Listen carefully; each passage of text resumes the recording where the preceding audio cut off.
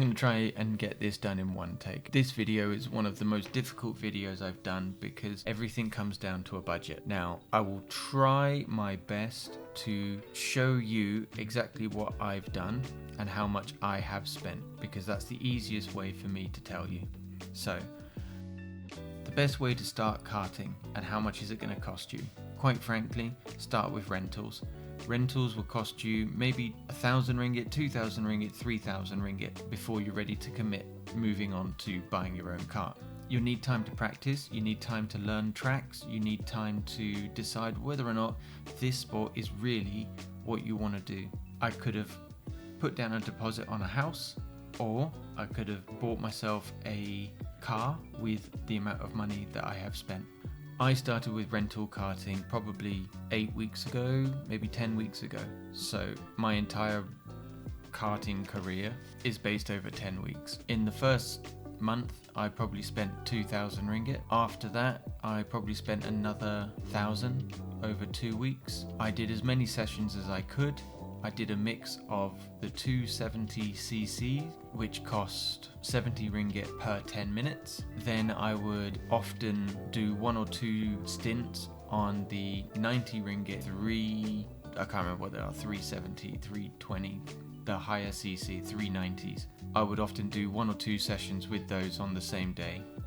So on average, my bill was around 500 to 600, and I would do that maybe twice a week. Or I'd split it, whatever it is. I spent around 3,000 ringgit in total in 6 weeks. So there you go. Safety gear, once you know that you're going to do this sport, safety gear is the most important thing. Here is my breakdown. Right, my karting suit, Alpine Star KMX9 V3 is 2,199 ringgit. Alpine Star gloves, my gloves are 450 ringgit. Rib protector is an absolute must if you ask me. It's an Alpine Star Bionic, which is 760. My innerwear, the reason I have the innerwear is I have the suit and I want something that's breathable. Trust me, there are much cheaper ways of buying this, but my top and the bottoms, which are the Ride Tech V2, they are each 400 ringgit, so that's 800 ringgit total. Balaclava, Alpine Star Race V3, which is another 430 ringgit. Then I've got Alpine Star SP Plus shoes.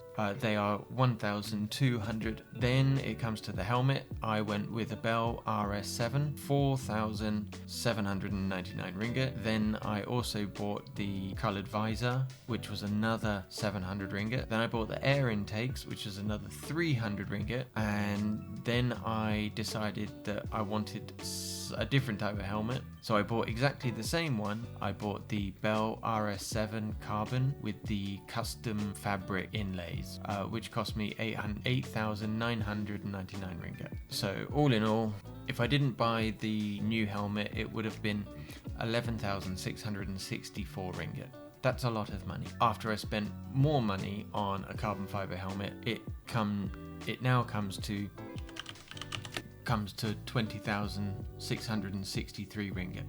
That is a lot of money, and that can buy you a kart straight away. Anyway, the other thing that I haven't calculated is I also spent another 1,400 ringgit on a bag. So my total now comes to 22,000, give or take.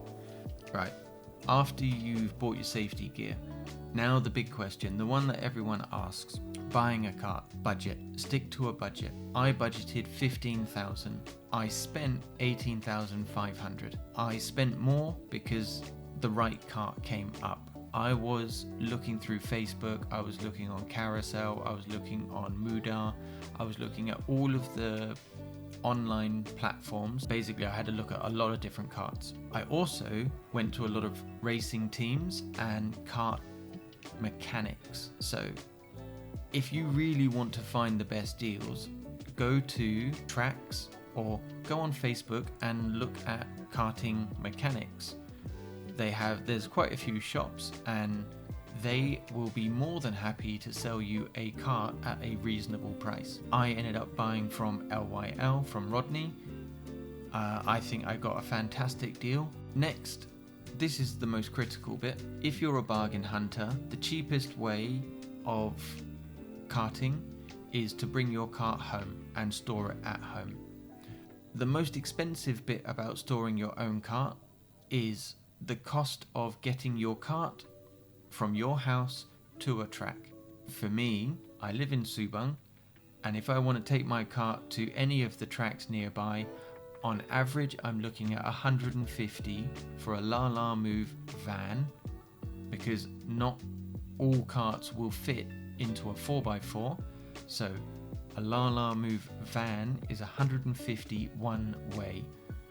That's 300 ringgit just to get the kart from my house to a track. Average, okay? Average. Then you still have to include the track fee. The track fees are normally between 100 ringgit and 200 ringgit. Then you should also include a budget for tools. Tools I've put at it's a difficult one, 1 to 4,000 ringgit. If you want to be prepared for anything, you're going to need to spend 4,000 ringgit, and there is a variety of tools that you'll need. Now, this transportation charges is, let's say, 300 ringgit for every time you want to practice, because you need your kart to come from your house to your practice. Let's say you do that once a week, that means it's 1,200 ringgit a month. If you want to practice more, obviously, twice a week, double it, 2,004 just to go and practice. What else are you going to need when you buy a kart? A racing license roughly is around 400 ringgit. It can be a little bit complicated, but I've already listed that out as well. Maintenance and running costs. Right, on average you're going to go through tyres. Tyres are 1,002 for 4. I've put it as a year. You're going to be looking at 4,800 ringgit per year just in tyres. Engine rebuild, you might need that once or twice. If you do it twice a year, you're probably looking at 6,000 ringgit. Fluid, spare parts, oil, everything like that, I've put as a budget 2,000 ringgit. Track fees I've put at 250, and I do that twice a month, so that comes to 6,000 ringgit a year. So per year, you'll probably need around 18,800 ringgit. A simple and easy budget is, if you set yourself a budget of 15,000, that's a good budget. You'll get a nice little kart with a reasonably good engine.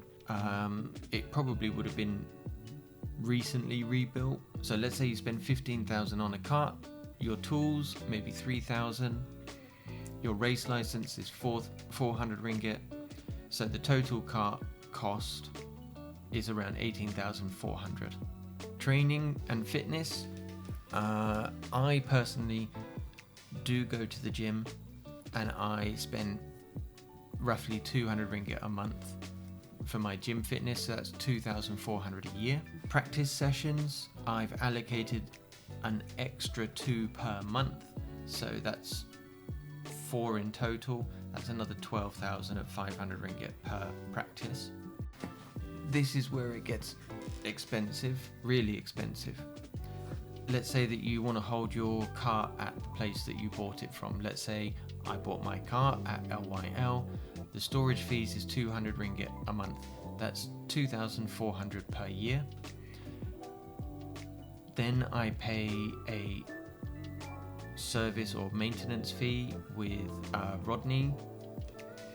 That is 400 ringgit per practice. That doesn't include spare parts or anything that goes wrong with the kart. That's just basically to have his mechanics help me fix issues or change the way the kart's set up, so that I'm quick, I'm not spending my time doing it myself. But this, I believe that I want to change later. So I store my kart at LYL. I spend 200 ringgit a month. That's 2,004 per year. I spend 400 ringgit every time I want to practice. This is the mechanics fee, their labour time charges. It also includes the petrol. This does not include the track fees, which is another 200 per session. So Each session is 600 ringgit. You do as many sessions as you want. I try and do at least one a week, which is another 2004 per month. A minimum realistic budget if you're just getting started per year is basically 45 to 50,000 ringgit. If you want a fully premium setup, you could be looking at 75 to 80,000 per year. On the second year onwards, you're spending less because you've already put all the upfront costs. I've put it at basically it's 25 to 30,000 ringgit for the second year onwards. If you're doing your own maintenance, I highly recommend you do that. I will also be doing that and doing more content regarding that. I'm currently waiting for a space to be available so that I can build my own mechanic shop. I hope this information has been helpful and I hope it makes sense. I really wish everyone the best of luck. My one piece of advice is budget yourself and be realistic. Do as much research as you can online. You will be able to find so much of the pricing just by Googling it. There are two shops that I recommend if you want to buy your racing equipment. There's Lifestyle Motorsports, where I bought this helmet, and Momentum Racing. I recommend these two shops. Very nice people, always happy to take your money. So yeah, good luck.